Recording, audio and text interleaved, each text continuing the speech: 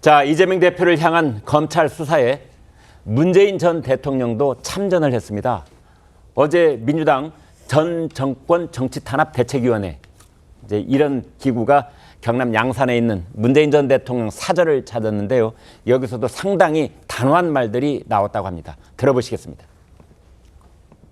문재인 대통령께서도 대단히 걱정하셨습니다. 전 대통령조차 이렇게 하는데 우리 국민들이 얼마나 힘들겠는가. 그래서 우리 검찰에 대한 개혁이 정말로 필요하다 이렇게 말씀을 하셨습니다. 검찰의 탄압, 행패에 가까운 작태에 대해서 대책위는 보다 더 단호하게 대응해 나가겠다는 말씀을 드리겠습니다. 네, 최 소장님. 이제 대책위가 문 전 대통령 앞에서 대책위가 단호한 대응을 해 나가겠다 했다는데 이 단호한 대응 뭘 뜻합니까?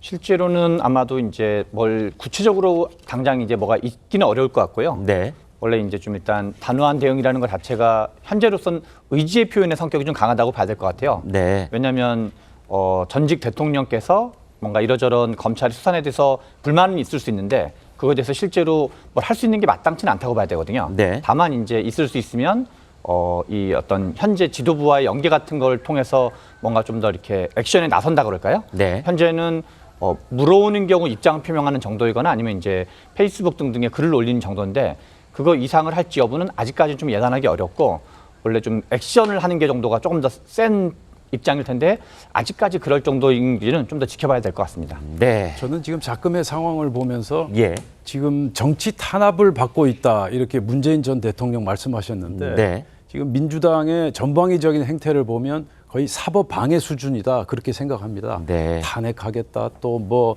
청문회 열겠다 뭐 지금 또 전직 대통령까지 나서서 거의 네. 기자회견식의 이런 입장 발표를 해서 사법 체계를 흔들고 있는데요. 지금 미국 같은 경우는 사법 방해죄가 명문화돼 있습니다. 네. 그러나 이제 우리나라 같은 경우는 사법 방해죄가 없거든요. 네. 우리나라 같은 경우는 이제 위증죄 또 이제 범인 도피죄 또 증거인멸죄 이런 각계의 법률로 대응하고 있는데 미국 같은 경우는 굉장히 이 사안을 엄중하게 보고 있습니다. 그래서 박 위원장님. 예. 그 대목에서 이제 저희 시청자들이 이런 궁금증이 생기실 겁니다. 예. 야당은 법 왜곡죄를 뭐 입법을 하는 그런 절차를 진행 중인데 예. 국민의힘은 왜 사법 방해죄 같은 거 입법 안 합니까? 저희가 이제 일단 그 의석 수에 있어서 네. 워낙 이제 지금 난리다 보니까 그래도 법안 발의를 하고 당연히 해야죠. 저도 그 부분은- 여론을 묻고 뭐 이런 절차는 밟을 수 있잖아요. 맞습니다. 그 네. 부분에 대해서는 저도 무척 안타깝게 생각하고요. 예를 들어서 이제 정당 해산 심판 청구에 관한 국민청원 네. 이런 것들도 우리가 한번 시스템을 도입을 검토해 볼 만하고요. 미국 같은 경우는 경찰, 검찰 조사뿐만 아니라 네. 의회 조사 활동까지 네. 어떤 방해 행위를 할 경우 엄중하게 책임을 묻습니다. 네. 징역 5년 내지 10년의 실형에 처하고요. 네. 실제 저지른 범죄보다 더 엄격하게 네. 사법 방해 혐의를 적용한다. 그 점을 꼭 말씀드리고 싶습니다. 네. 자, 성 국장님.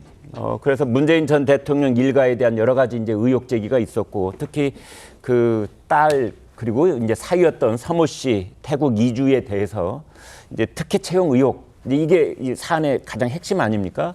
그런데 그 일을 도맡아서 수행했다는 청와대의 그 행정관이었던 신모 씨 곧 불러서 조사한다 이런 얘기가 있어요.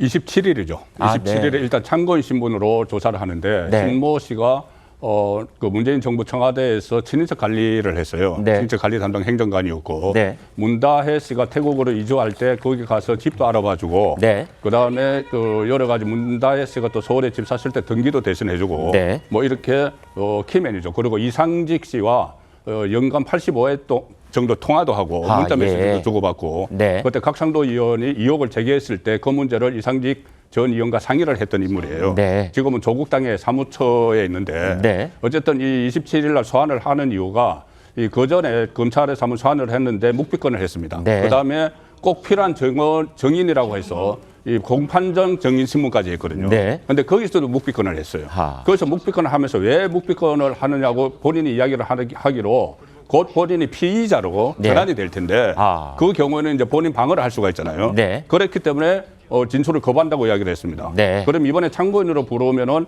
이 피의자로 이제 전환을 하겠죠. 네. 그 키맨이기 때문에 네. 피의자 전환 수순을 받는 것 같고 또 하나는 추석 연휴가 이제 지나면은 문다혜 씨부터 이렇게 소환을 할 것이라는 그 검찰 쪽의 이야기가 계속 있었죠. 있었죠. 네. 소환을 해야 됩니다. 왜냐하면은 한 20명 이상을 지금 이 건으로 해서 다 소환을 했어요. 네. 그 심지어 조국, 임종석 이 사람들까지 다 소환했잖아요. 네. 그걸 문다이스를 소환을 해야 되는데 소환 전 단계로 네. 이 키맨인 이 신모 씨를 일단 부른 것 아닌가 그렇게 보이기 때문에 본격적으로 수사가 진행될 것으로 보고 저는 이 사건과 관련해서 저는 문재인 전 대통령이 전직 대통령으로서 어떤 입장을 내놓을지 굉장히 궁금했거든요. 네. 그런데 첫 입장 나온 것이 어제 그 대책위가 가서 만났을 때 나온 입장이 나에게도 그러고 이재명 대표에게도 이렇게 하는데 국민에게는 오죽하겠느냐 하면서 검찰 탓을 하는 거예요. 네. 저는 전직 대통령으로서 이게 어떤 뭐 사실상 뭐 유감 표명을 하든지 네. 아니면은 뭐 성실하게 수사에 응해서 네. 국민적인 의혹을 해소하겠다고 하든지 네. 그런 메시지가 저는 나올 줄 알았는데 첫 메시지가